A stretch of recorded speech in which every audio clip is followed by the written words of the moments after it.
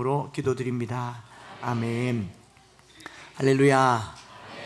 어버이날을 지내면서 부모님들 어떻게 보내셨습니까? 제가 보니까 압도적으로 어버이날 선물 1위가 현금이라고 얘기하더라고요. 평균으로 99,000원에서 10만 원 정도 드렸다고 하는데, 그랬더니 제가 말했던 제 아내가 우리가 평균 한 거네 이렇게 얘기하더라고요.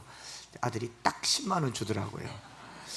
그런데 그래도 뭐 이렇게 편지라도 뭐라도 이렇게 했는데 뭐 서로 내밀한 관계가 있으니까 그런데 카네이션이라도 이렇게 생각을 할까 했는데, 제가 그 자료를 조사해 보니까 부모님들이 기피하는 선물 1위가 또 있어요. 책이래요. 눈이 어두운데 자꾸 책을 갖다 준대. 두 번째가 뭐냐니까 카네이션 조화래요. 그거 뭐 계속 걸어 놓으면 버릴 수도 없고 계속 들고 있는데 자식은 안 보이고 꽃만 보이고 이렇게 섭섭하다 그래요. 조화 보내지 마시고 생화 보내셔서 말라서 없어져야 또 갖다 드리고 또 갖다 드리고 하는데, 작년에 쓰던 거 쓰고 또 쓰고 또 쓰고 또 쓰고 돌려막기 하지 마시고 우리 기왕이면 신선한 사랑으로 고백하는 시간 되기를 바랍니다. 이미 다 끝났겠지만 여러분 정약용이라고 아시죠?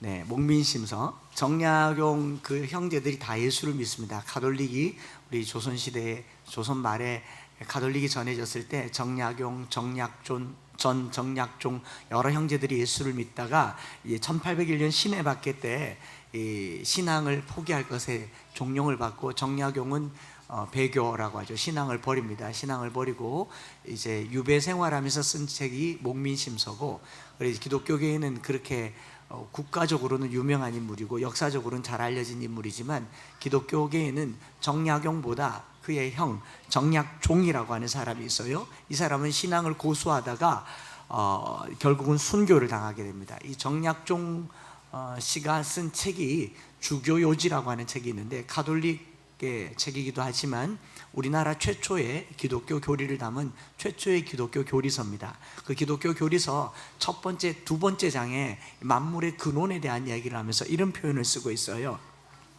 천지 만물에 제 몸이 스스로 나는 일이 없다. 초목은 열매가 있어 씨를 전하고, 짐승은 어미가 있어 생겨나고, 사람도 부모가 있어 생겨나니 그 부모는 조부모에게로부터 낳는 것이라. 차차 올라가면 분명히 시작하여 난 사람이 있을 것이니 이 사람을 누가 낳았을꼬? 처음으로 난 사람은 반드시 부모가 없이 낳았을 것이니 그 사람은 제 몸을 스스로 낳았다 하랴. 이 사람은 제 스스로 나고 후 사람은 스스로 낳지 못하랴. 이로 미루어 보건대 처음에 난 사람을 반드시 낸 이가 계실 것이니 사람뿐 아니라 초목과 짐승도 다 그러하여 처음 난 초목은 초목이 초음을 낳음이 아니요 처음 난 짐승도 짐승이 짐승을 낳음이 아니라 초목과 짐승과 사람을 모두 내신 이가 계시니 이를 하나님이라 부르느니라. 이 만물을 거슬러 올라가 보니 스스로 난 게 없더라라는 거예요. 스스로 난 게 없으니 거슬러 하나님을 발견하게 되는 이것을 보면서 그런 생각을 했습니다. 여기 있는 모든 존재들, 저나 여러분들이 스스로 여기 있지를 않아요. 우리의 존재의 뿌리가 거슬러 올라가서 하나님에게 있고, 가장 첫 번째로 거슬러 올라가는 첫 선대가 우리 부모님이다 라고 하는 것이죠. 그래서 오늘 우리 어버이날 우리가 생각해 봐야 할 것은 부모님의 은혜, 은덕, 수고, 노고, 기도, 눈물, 이런 걸 뭐 당연히 감사해야 되겠지만 그 모든 것들을 내려놓고라도 저와 여러분들이 이 자리에 이 시간에 앉아 있는 것이 그게 은혜입니다. 없을 뻔도 했다는 거예요. 예중에 자녀들이 많아서 셋째, 넷째, 다섯째, 여섯째 번호가 여섯 번째인 분들 있잖아요. 한 6년, 7년 지나서 늦둥이 분들 있지 않습니까? 까딱하면 없을 뻔도 한 존재가 여러분들이었어요. 그렇지 않습니까? 그래서 어쩌다 어른이라고 하는 프로그램도 있지만 우리들 중에도 어쩌다 자녀가 있는 거예요. 계획이 없이 어쩌다가. 그런데 하나님께서는 계획하시고 작정하셔서 여기 있게 하신 것이니 오늘 우리가 이곳에 있는 것이 하나님의 은혜고 부모님의 은혜라는 것을 내 존재로 말미암아 표현하는 그런 시간 되기를 원합니다. 그래서 부모님에 대해 생각하면 그때의 기억을 떠올리고, 또 부모님들은 자녀들에게 내가 해준 것도 없는데 이런 말 할 것이 아니라 기본적으로 존재의 근원이 부모이고 그 열매가 자녀다라는 것을 생각하는 날이 어버이날이다라는 것이죠. 무엇보다도 그는 어버이날을 통해서 하나님께서 당신의 사랑을 우리에게 보여주시면서 자식이라고, 자녀라고 하고, 우리는 하나님을 아버지라고 말하잖아요. 이 하나님께서 우리를 구원하신 하나님께서 우리의 아버지가 되시고, 그 아버지가 되신 그 아버지께서 우리에게 주신 부모 공경의 도리가 바로 십계명입니다. 십계명은 하나님께서 우리를 당신의 자녀 삼으시려고 애굽 땅 종되었던 집에서 구원하여 내셔서 내 자녀, 내 백성은 이렇게 살아야 한다라고 보여주신 것이 십계명이에요. 그래서 이것은 구약의 율법이 아니고 오늘날도 하나님을 사랑하고 부모를 공경하는 가장 중요한 법이고, 그 중에서 우리가 우리 아버지가 되려고 우리에게 주신 계명 중에서 오늘 우리가 읽은 말씀, 내 부모에게 순종하라, 이것이 옳으니라, 내 아버지와 어머니를 공경하라, 공격하라가 아닙니다. 공경하랍니다. 누가 그렇게 말하더라고요. 분유 먹여 키웠더니 소처럼 자꾸 들이받는다고. 자꾸 공격을 해요. 말로 공격을 하고, 말은 안 하지만 속으로 공격을 하고. 근데 공경하라, 이것은 약속이 있는 첫 계명이라고 얘기하잖아요. 약속이 있는 첫 계명이란 말을 어떻게 표현하냐면, 십계명이 두 돌판에 지어졌잖아요. 두 돌판에. 그럼 첫 번째 돌판에 1계명부터 4계명까지가 있고 5계명부터 10계명까지가 두 번째 돌판. 이 두 번째 돌판의 첫 계명이 부모 공경이라는 거예요.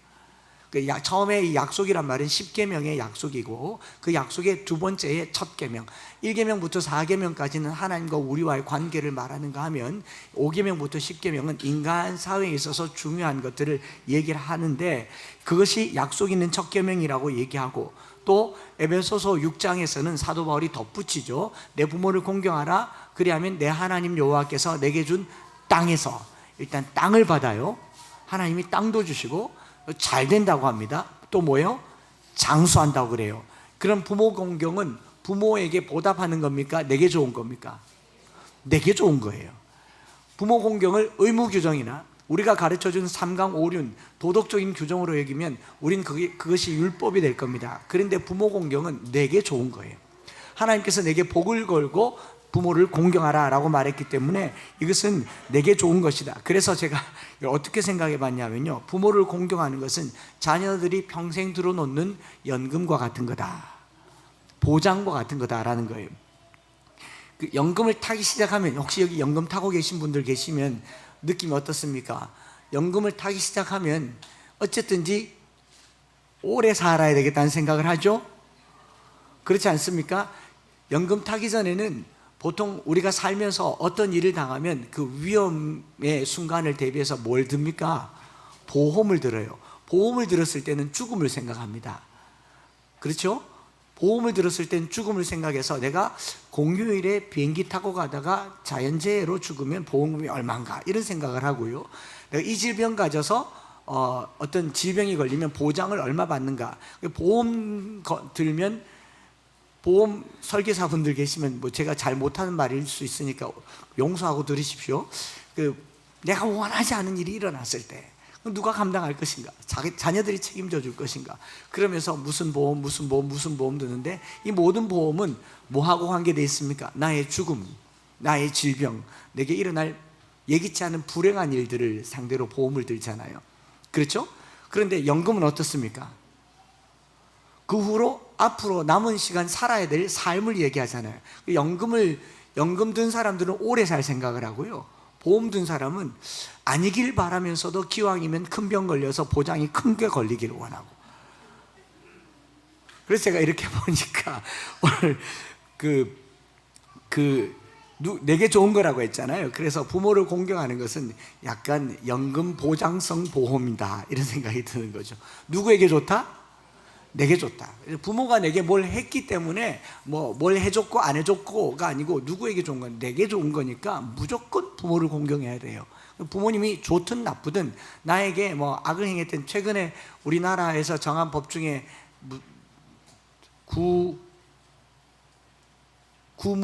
그 연예인이 죽고 나서 부모님이 구하라법 있잖아요. 구하라법. 자기 딸이 성공해서 엄청난 재산이 있는데 그 자기 딸에 대한 양육을 책임지지 않고 있다가 부모님이 나타나서 그 유산을 자기가 못하게 했잖아요. 부모로서의 도리를 못하거나 자식으로서 도리를 못할 때 상속이 불가능한 법이 합법적으로 통과가 됐잖아요. 그러니까 자녀라고 해서 부모의 유산을 다 물려받을 수 있는 게 아니고, 부모라고 해서 자녀의 재산을 내가 가져갈 수 있는 게 아니라 이제 법이 만들어놨어요. 다르게 말하면요, 우리가 잘해야 된다는 거죠.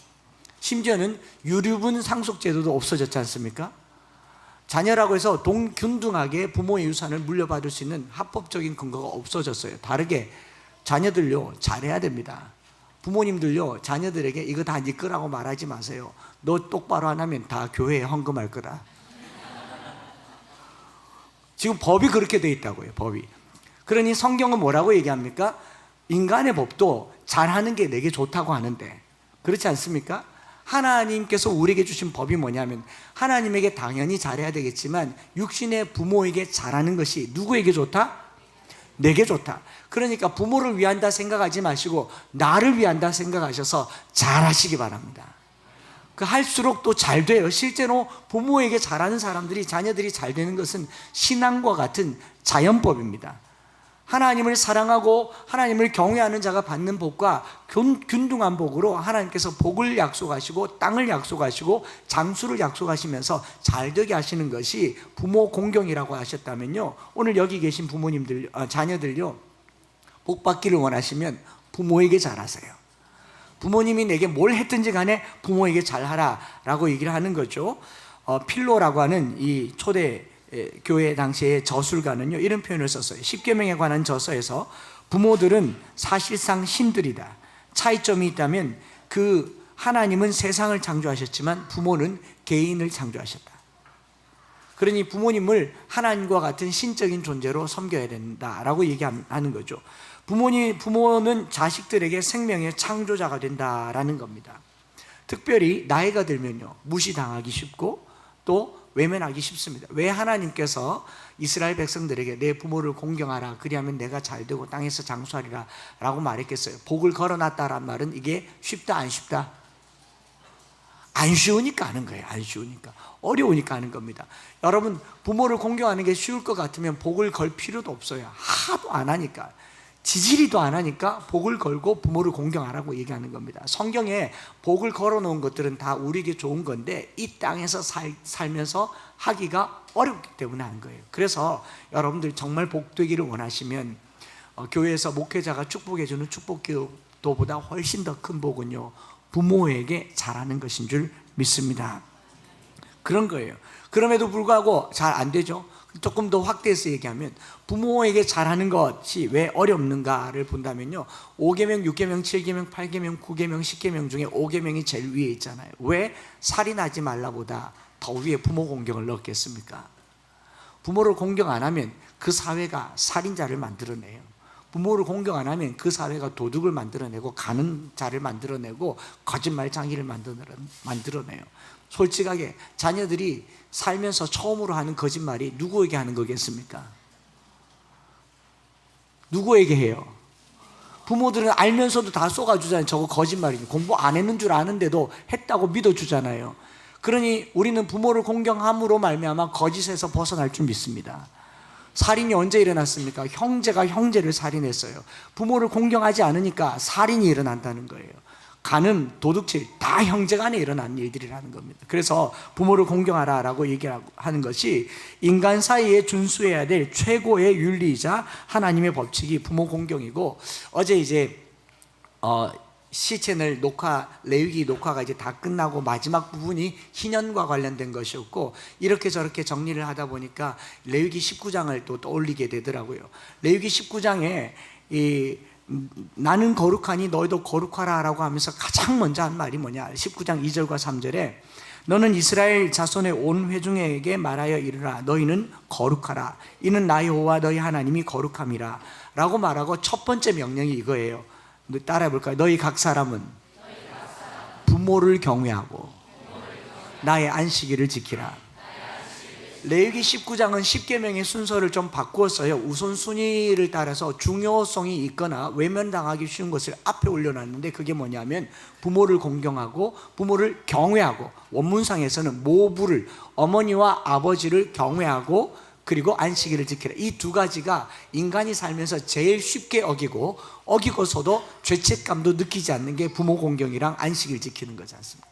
여러분, 10계명에 수요 말씀 모임 때 그렇게 얘기하죠. 10계명의 10가지 계명의 죄의 범주가 어느 것은 중하고 어느 것은 덜합니까? 자, 물어볼게요. 간음하는 거하고 부모 공경하는 거하고 어느 것이 더 심각합니까? 간음. 그래서 결론은 다 똑같다라는 거예요. 그러면 제가 좀 적용시켜 보면요, 부모를 공경하지 않는 놈이랑 간음하는 놈이랑 같은 놈인 거예요. 부모를 공경하지 않는 놈이랑 살인하는 놈이랑 같은 거예요. 안식일을 지키지 않는 사람이랑 부모를 공경하지 않는 사람이랑 똑같은 거라고 합니다. 이때 사탄이 내게 던져주는 말이 뭐냐면은 부모가 부모답지 않다는 거예요. 부모가 해준 게 뭐가 있는데, 내가 여기까지 살면서 부모가 해준 게 내가 뭐가 있는데. 그럼 여러분들이 여기까지 살면서 여러분들의 근원은 뭐였습니까? 차라리 나지를 말죠. 그랬더니 누가 말하더라고요. 중학교 2학년짜리가 엄마에게, 엄마, 이 어려운 세상에 어떻게 살라고 나를 낳았냐고. 그런 말 하는 자녀들은 평생 행복할 권리도 없고 자격도 없어요. 여러분, 잠깐 불행할 수 있지만 행복이라는 게 없습니까? 행복한 적은 없습니까? 행복할 때 부모에게 감사해 봤어요? 맛있는 음식 먹으면서 엄마, 나를 낳아줘서 이렇게 맛있는 음식을 먹을 수 있는 기회를 주셔서 감사합니다. 그럼 이렇게도 말해야 되지 않습니까? 이게 부모에 대한 이야기다라고 얘기를 하는 거죠. 그래서 레위기에서 우리가 거룩하게 되는 첫 번째 지표가 부모 공경이다라고 얘기를 하고요. 레위기 19장 1절과 2절에서는 누가 거룩해야 되며 왜 거룩해야 되는지 하나님께서 내가 거룩하니 너희도 거룩하라고 하면서 첫 번째, 두 번째가 부모 공경과 안식일을 지키라라고 하는 것을 말하고 있고요.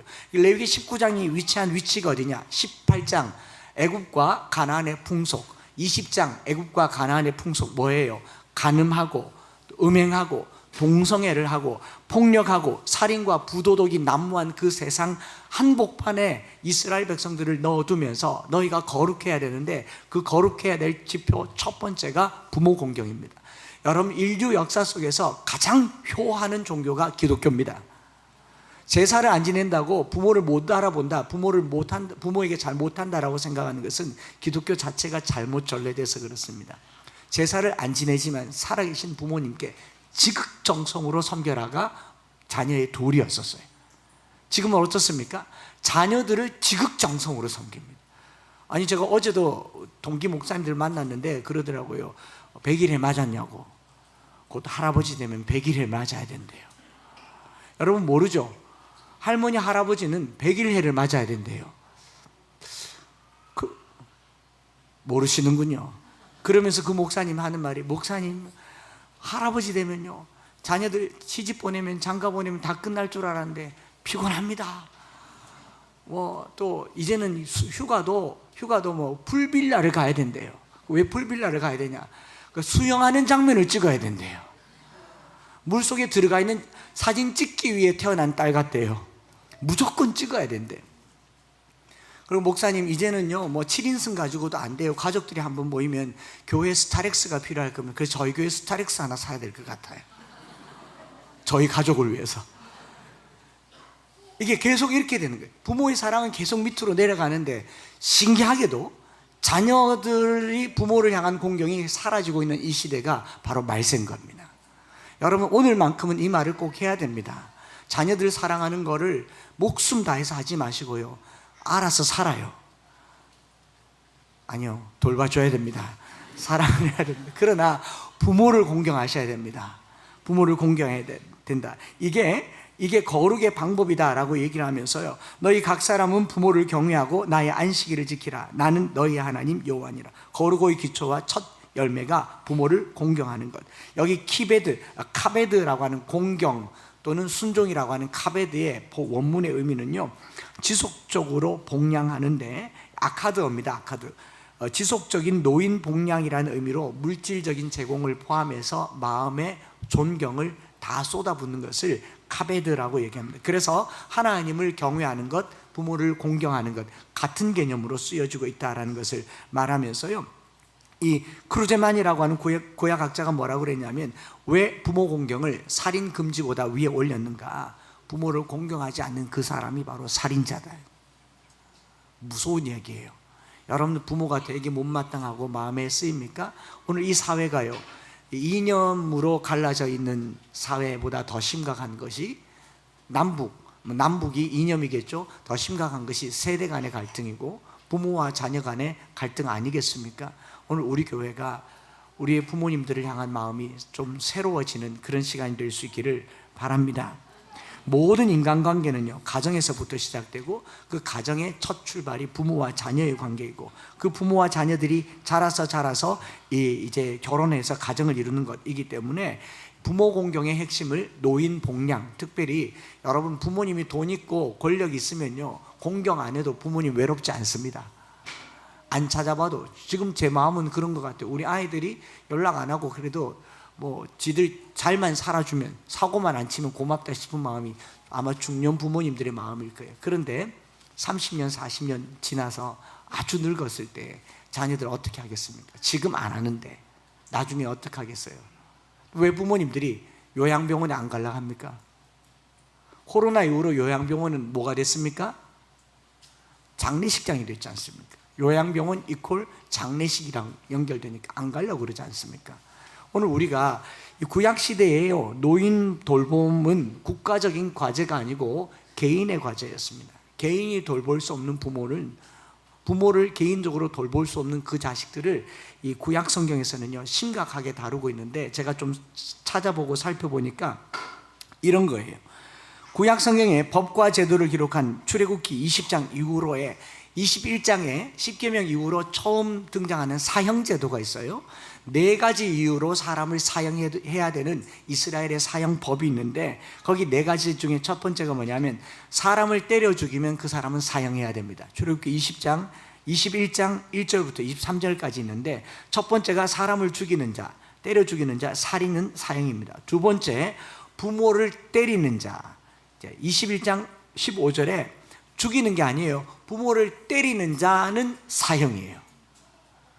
그러니까 부모에게 손찌검하는 것도 사형이라고 여겼고, 세 번째, 사람을 납치하는 행위 16절에 사형이라고 했고, 네 번째, 부모를 저주하는 자도 사형이라고 그랬어요. 이 4가지 사형법 중에 2개가 부모와 관련되어 있다는 겁니다.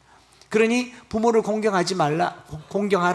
그 다음 6계명에 살인하지 말라가 나오는 이유는 뭐냐면, 살인하지 말라의 부연 설명은 살인하지 말고 부모를 공경하라. 너 죽을 수 있다라는 이야기인 거죠.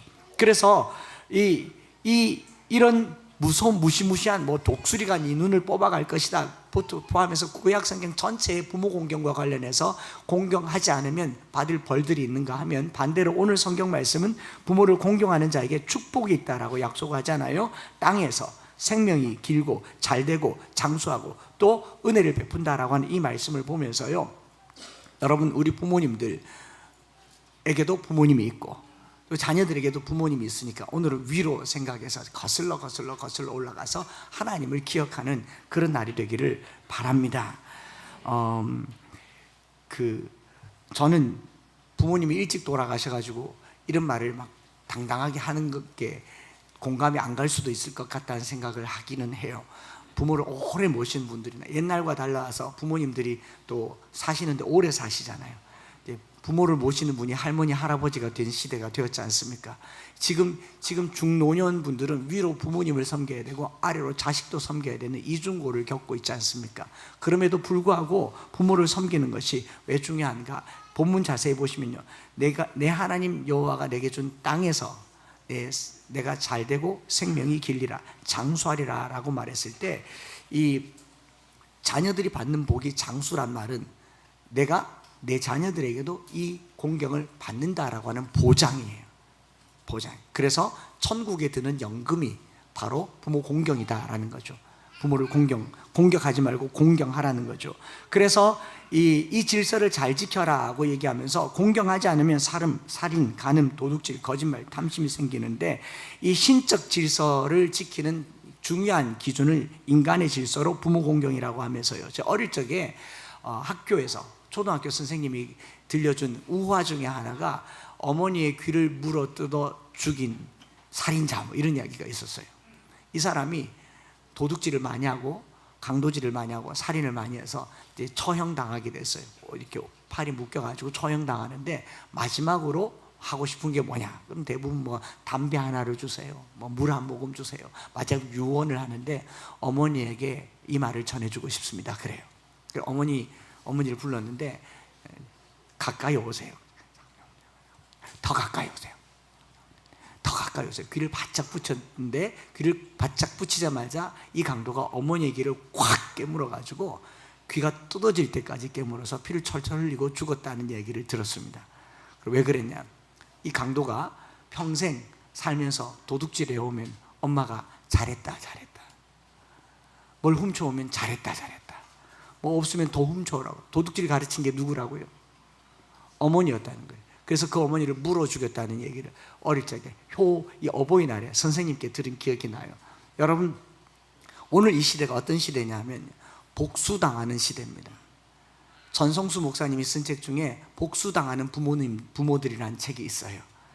사실 지금 여기 끼인 세대가 위도 섬기고 아래도 돌봐야 된다고 하지만 사실 우리나라가 한참 잘 될 때, 한참 사업이 잘 될 때 부모에게 우리가 어떻게 했습니까? 우리 한국 대대로 부모를 공경하는 것이 좋은 전통이었지만 어느 날 이것이 유교가 되어버렸고 자녀들로 사랑이 계속 내리사랑으로만 전해지면서 부모에 대한 사랑들이 제대로 전달되지 않은 지금 상황이 우리가 겪고 있는 이중고라고 생각을 해요. 저는 오늘 이 시간 말씀 나누면서요, 우리가 부모를 공경하라라는 말씀을 그냥 내가 해야 되겠다라는 생각으로만 갖지 말고 회개하는 시간을 가졌으면 좋겠습니다. 오늘 내가 존재하는 것이 부모로 말미암은 겁니다. 그 미운 부모님이, 나를 버린 부모님이, 심지어는 나를 버린 부모라고 할지라도 오늘 내가 예수를 만났다면요, 그 부모님 내게 고마운 분입니다. 제가 저희 아버지 얘기를 가끔 했던 것 같아요. 왜 원망스럽지 않았겠습니까? 왜 섭섭하지 않았겠어요? 제가 대학교 3학년 때쯤에 저희 아버지께서 뭘 살아보겠다고 이 북송로 뒤에 포장마차에 우동 다려서 하는 이 향촌동 그 뒷길에 우동 골목에 그 중에 한 분이 저희 아버지셨습니다. 그 구루마를 끌고 나가는데 그때 형님이 서울에서 공부하다가 잠깐 내려와서 아버지가 이거 좀 밀으라고 얘기하는데 저희 형님이 던진 말이 제게는 굉장히 아로새겨지더라고요. 아버지가 해준 게 뭐가 있다고 나한테 이거 하라고 안 밀어주더라고요. 그래서 제가 밀어줬어요. 옆에서 밀어주는데 사실 제 마음에, 제 속에서도 그 말을 안 하고 싶었겠습니까? 대신 해준 형이 시원하기까지 했겠죠. 그런데 막내고 뭐 열이니까 예수까지 믿으니까 표현 못할 뿐이지 마음으로는 불평하고 원망이 왜 없었겠습니까?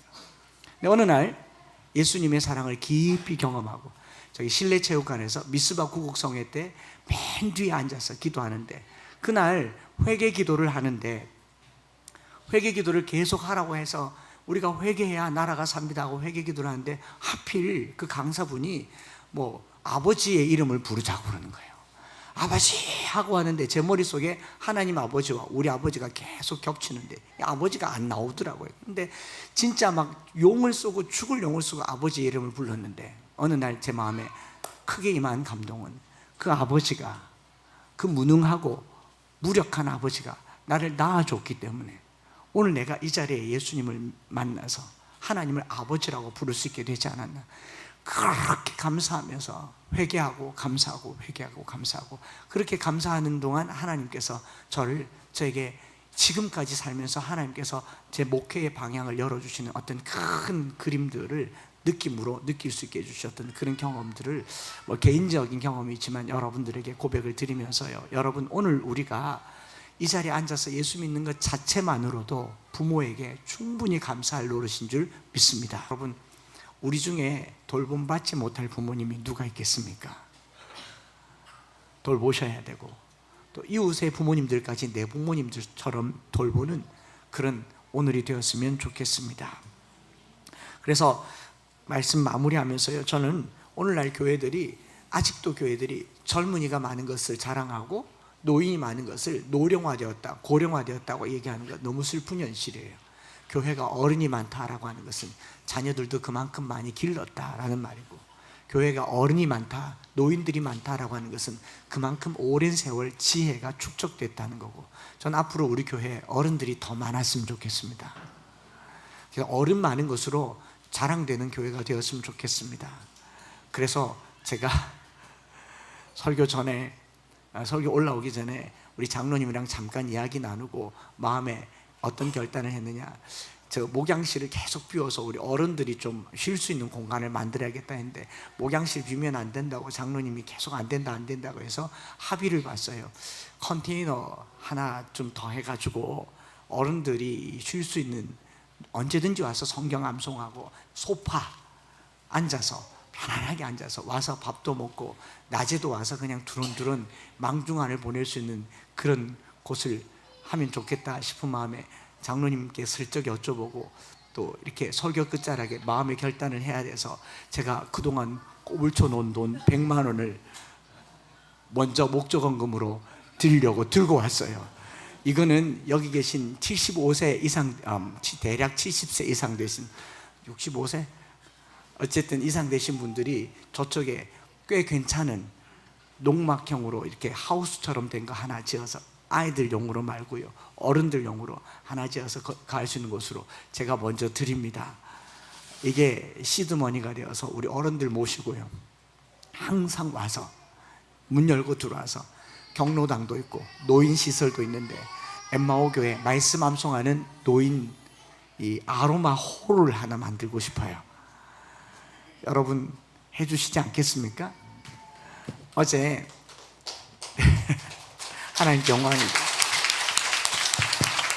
어제 제가 고령에, 캐나다 토론토 십자가교회에 계신 목사님이, 고령에 할아버지 한 분이 이제 갑자기 암이 온몸에 번져서 이제 임종을 앞두고 있다고 해서 복음을 전해달라고 해서 급하게 연락이 와서 어제 고령에 갔어요. 고령에 가서, 여러분 유튜브에 쳐보면 2016년도 5년도에 무궁화 할아버지라고 무궁화 꽃이 아름답게 피우고 그 젊음이 아니라 노령을 잘 보내고 있는, 이렇게 건강하게 산다. 그 당시 나이가 88세였고 제가 보니까, 어제 가서 물어보니까 98세더라고요. 올 초까지 자전거 타고 다니시던 분이 갑자기 온몸에 암이 번져서 이게 받아들여지지 않아가지고 계속 괴로워하고 당연히 예수님을 안 믿죠. 캐나다에 있는 아들이, 그 성도분이 아버지에게 올 수가 없으니까 대략 보니까 부흥회를 얼마 전에 다녀간 한창수 목사님이, 대구가 고령에서 가까우니까 담임 목사님 통해서 연락이 왔어요. 꼭 가서 회개의 복음을 좀 전해달라. 얼마나 중요한 일이겠습니까? 그래서 하루를 멀다 하고 얼른 쫓아가서 어제 가서 갔더니 이분이 귀가 어두워서 잘 안 들리니까 뭘 화이트보드에 써서 소통을 하시는데, 저를 보자마자 손을 꽉 잡고 저를 꽉 껴안으면서 저를 가까이 두기를, 이제 가까이 갔더니 귀가 제 입 앞에 있더라고요. 깨물면 안 되잖아요. 그런데 말을 해보니까 끄떡여요. 그래서 그 귀에다 대고, 할아버지 평생 무궁화 꽃을 아름답게 가꾸었는데 이 몸에 병이 있어서 영혼이 죽어가는데 이제 영혼을 아름답게 가꿀 때가 됐습니다. 예수의 이름으로 죄 용서함을 받으시고 이제 영접 기도할 때 할아버지 마음에 감동이 되는 대로 아멘 하시면 좋겠습니다 했더니, 그때부터 계속 아멘, 아멘, 아멘, 아멘 하시는 거예요. 아멘 하시고 끝나자마자 화이트보드와 펜을 달라더니 써서 보여주시더라고요. 화면에 띄워보세요. 썼어요. 목사님께서 이 먼 길 오셔 하나님의 말씀으로 주셔서 너무 감사드리고, 하나님께서 목사님을 말리타국에서 그 다음에 전해주신 하나님의 말씀 받고 뭐 이렇게 썼는데, 제가 말로 하는 걸 들었는데 은덕이 큽니다 라고 하면서 목사님께서 전해주신 하나님 말씀 영원히 마음에 붙들 수 있게 도와주세요. 목사님 감사합니다. 그리고 아들에게 영상 편지로 목사님 주신 말씀 붙들고 가겠습니다. 아멘 아멘 하는데 나오는데 그 자부께서 그렇게 말하더라고요. 어제까지 복음을 받아들이지 않았다고, 말만 하면 거부하고 저리 가라고 그랬는데 그 한마디, 제가 그래서 오면서 너무 감격이 돼서 하나님께 감사하면서 어쩐 일입니까 했더니 느낌이 이영만리 타국의 아들 기도가 그 마음이 전해진 것 같아요. 떠나오는데 그 아버지가 이렇게 말하더라고요. 아들 보고 오지 말라고 하세요. 오지 말라고 하세요. 여러분 오라고 하고 싶겠습니까? 오지 말라고 하고 싶겠습니까? 오라고 하고 싶은데, 오라고 하고 싶은 말을 아버지는 뭐라고 말하느냐? 오지 말라고 하는 거예요. 이게 아버지예요. 이게 부모님이라고요. 그러니 저와 여러분들이 우리 교회가 더 부모를 공경하고 부모를 섬기는 그런 날이 되었으면 좋겠습니다. 또 그런 부모님께 드리는 한 통의 편지가 어제 저녁에 저희 암송학교에서 왔어요. 16살짜리 강지우라고 하는 친구가 3살 때 오티즘 스펙트럼 이제 자폐 증후군을 앓으면서 어머니가 너무 괴로운 거죠. 어머니가 너무 괴로워서 술을 마시고 괴로워하다가 이 아이를 학교에 보내야 되는데 이 아이가 가는 학교가 이제 교회에 부설된 장애인 학교인 거죠. 어쩔 수 없이 교회를 다니게 되는데 결국 아이 때문에 예수님을 만나게 되고 그 은혜에 감격해서 말씀을 암송하는데 이 친구는 언어가 안 돼요. 언어가 안 되니까 표현을 하고 싶어서 언어가 안 되니까 과격해지고 또 막 폭력성도 갖게 되는 그런 아이였는데 말씀을 암송하면서 시인이 됐습니다.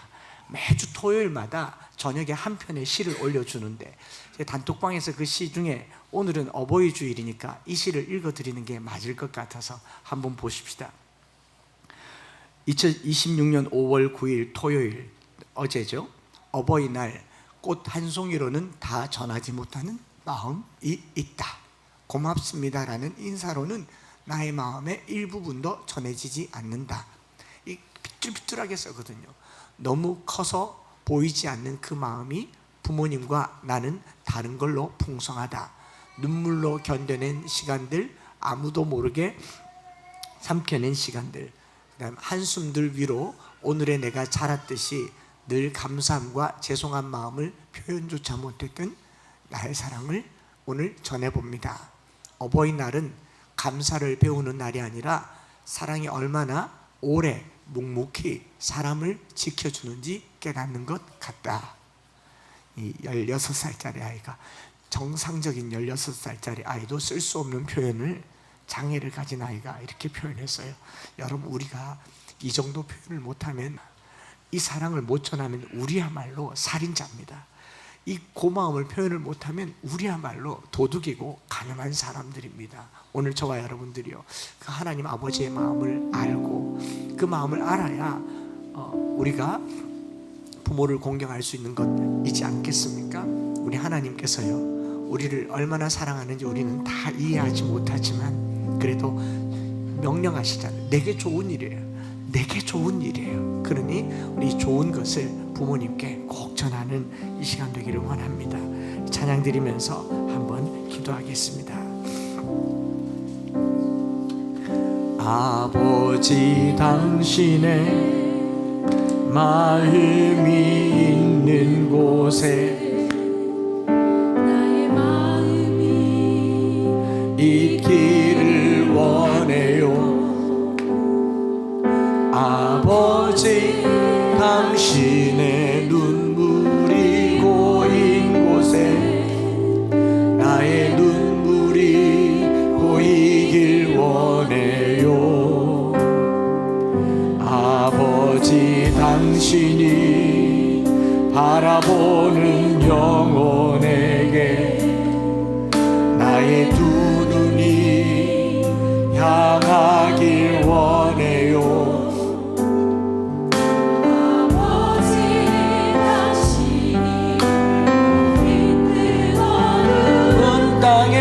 나의 두 발이 향하길 원해요. 나의 마음이 아버지의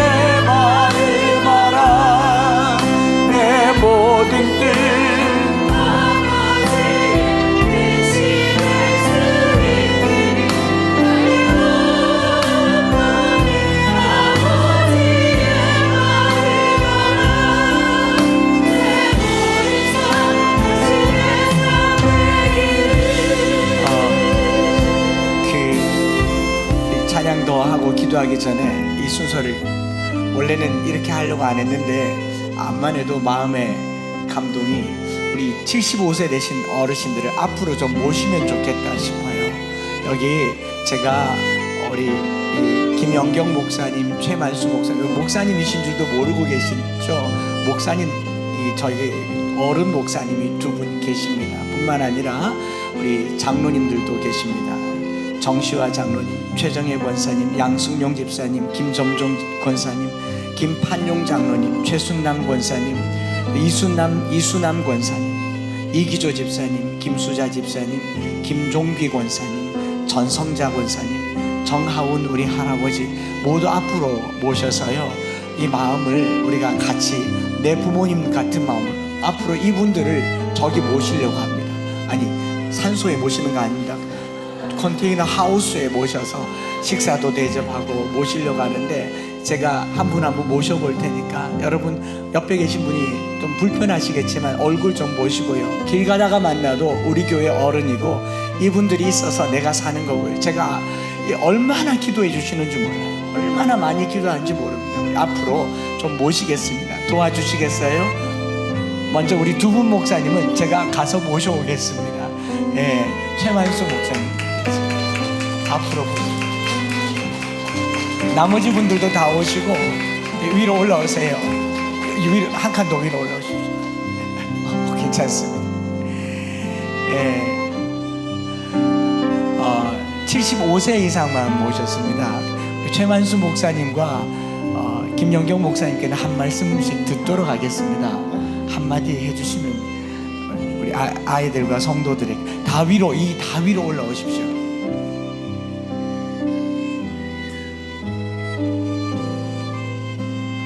우리 하나님께서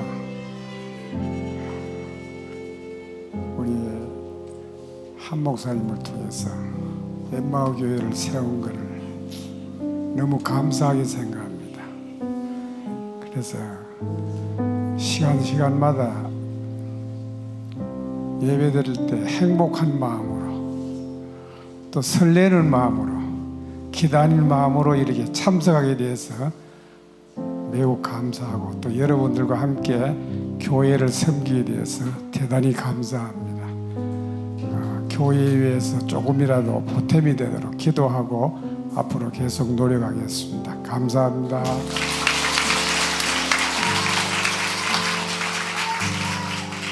우리 옆에 그 최만수 목사님은 저보다 나이가 많아요. 2살인지 4살인지 모르겠습니다. 제가 이제 46년생이니까 저보다 한 30살 많으신 것 같아요. 그래, 그분 따님이 우리 엠마오 교회에 나오는 것 같아요. 그 이제 우리 한 목사님에게 이제 소개가 되어 있는 것 같은데, 그래서 내보다 이제 선배 목사님이시고 옆에 태연교회 이제 건축하시고 거기서 이제 계시던 우리 이제 대경로에 이제 은퇴 목사님이시고, 저도 마치 이제 대경로에 이제 그 목사인데, 저는 오늘 이 눈물이 나오네요.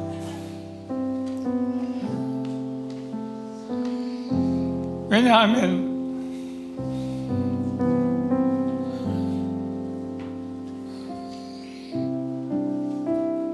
어머니가 7살에 돌아가셨고, 그래서 부모의 사랑을 한 번도 느껴본 적이 없어요. 근데 오늘 우리 목사님 마지막 멘트가, 자기 아버지도 그랬는데 자기 아버지 때문에 이제 이 세상에 있어서 하나님의 자녀가 되고 이제 목회자가 됐다는 그 말씀에 내가 회개가 되고 그 눈물이 나와요. 여러분, 부모님 살아 계실 때 잘 하십시오.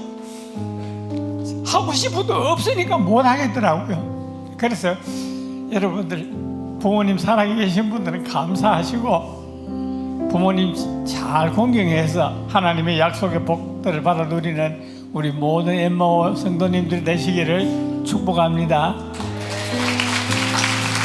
네, 여기 다 정말 제게는 이제 아버지고 어머니시고 여러분 아무리 공경해도요 부모 마음은 모릅니다. 제가 오늘 새벽에 우리 최만수 목사님 아버지 마음이 혹 들어왔어요.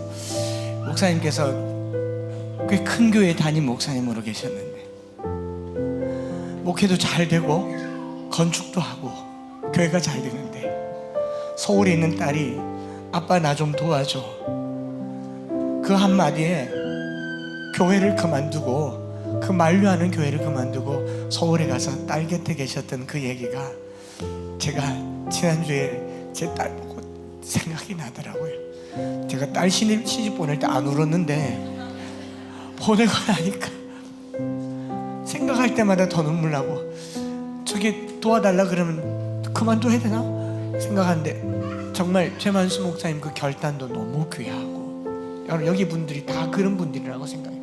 여기 정하운 할아버지는 딸이 가자 그래서 오셨나? 그죠? 딸 한 말씀 해보시죠. 새벽에도 오시고 금요일도 오시고 제일 앞에 앉으셔서 딸 손 붙잡고 천국 가려고 이렇게 하셨어요. 우리 시간에 찬양 드리는 동안 제가요 그 어버이날 드리는 선물 1번이 현금이고 2등이 정관장이었습니다. 1번은 못 드리고 2번으로 정관장을 드릴 텐데 우리 찬양 드리면서요 우리도 머지않아 이 나이가 됩니다. 머지않아가 이 자리에 설 겁니다. 그때 여기 누가 앉아 있겠습니까? 좋은 부모님 되도록 우리 앞에 계신 장로님, 권사님, 목사님, 우리 집사님, 성도님들 잘 섬기겠습니다. 우리 하나하나씩 나눠주는 동안 우리 찬양하면서 건강하시도록 축복하면 좋겠습니다. 아버지 당신의 마음이 있는 곳에 나의 마음이 있기를 원해요. 아버지 당신의 눈물이 고인 곳에 나의 눈물이 고이길 원해요.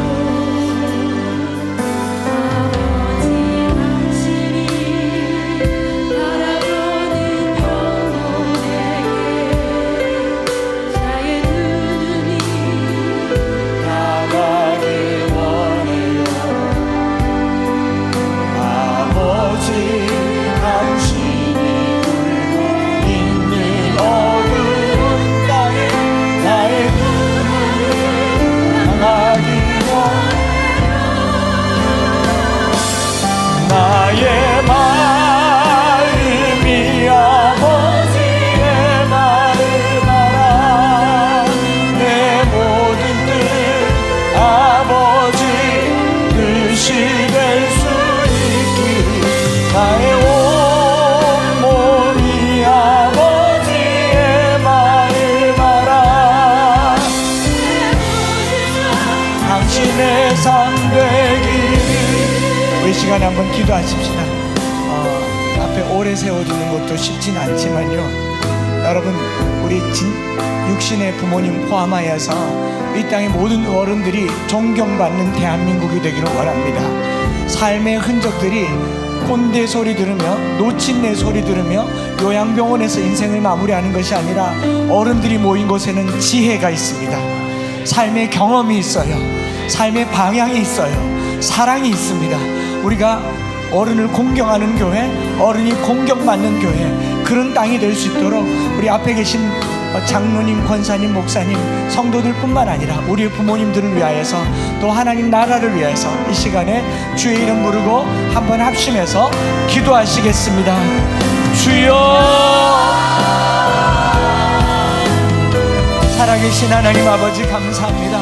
오늘 우리 이 때에 내 부모를 공경하라. 그리하면 내 하나님 여호와가 내게 준 땅에서 내게 생명이 있으리라. 잘되고 장수하리라. 하나님께서 우리에게 복으로 주셨고 우리를 위하여 주셨지만 우리는 그리하지 못했습니다. 부모가 내게 어떠한 분인가, 뭘 해주셨는가 생각했지만 하나님 뭘 해주셨는가가 아니라 오늘 우리가 존재하게 되었고 우리가 살게 되었다는 것을 다시 한번 생각하게 됩니다. 하나님 아버지, 오늘 우리에게 부모를 공경하는 것이 복이 되고 복이 되었음을 다시 한번 고백하오니 하나님, 저희들에게 부모를 공경함으로 복이 되게 하시고 더 사랑하게 하시고 더 공경하게 하시고 더 존경하고 존경받는 이 사회와 이 땅과 이 나라가 될 수 있도록 주님 축복하여 주시옵소서.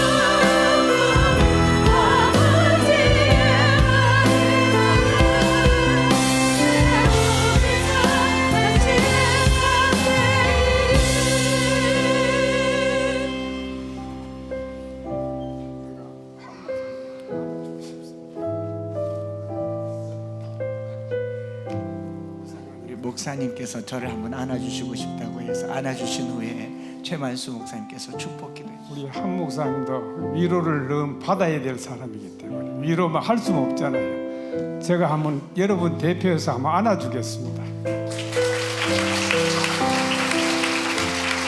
고생 너무 많습니다. 감사하고 진짜 사랑합니다.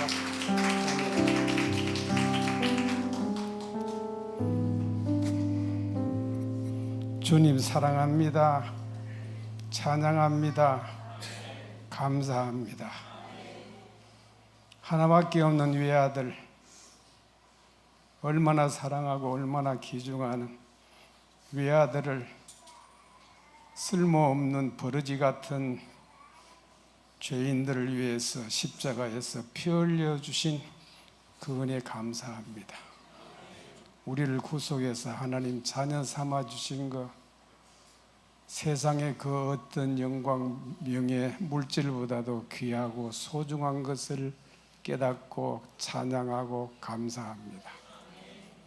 우리 주 예수 그리스도의 크신 은혜와 하나님 아버지의 만극하신 사랑하심과 성령님의 위로 축복 교통하심이 하나님의 그 사랑에 조금이나도 보답하기 위해서 몸부림치며 주야로 교회와 그 나라 위해서 헌신하는 우리 엠마오 교회 모든 성도들, 어린 자녀들, 후손들, 귀한 교회를 위해서 밤낮 생명 바쳐 섬기는 목사님과 우리 사모님, 그 가족들, 가정 위에, 이 나라 이민족 위에, 북한에 있는 동포들 머리 위에 지금으로부터 영원토록 함께 있을지어다.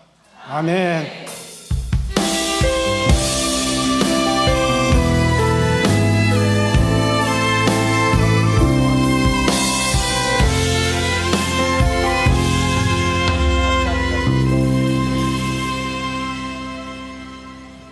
네, 점심 맛있게 드시고 우리 교제하시면서 오늘 함께 오신 분들 중에 우리 처음 오신 분들도 같이 식사 나누시면 좋을 것 같습니다. 감사합니다.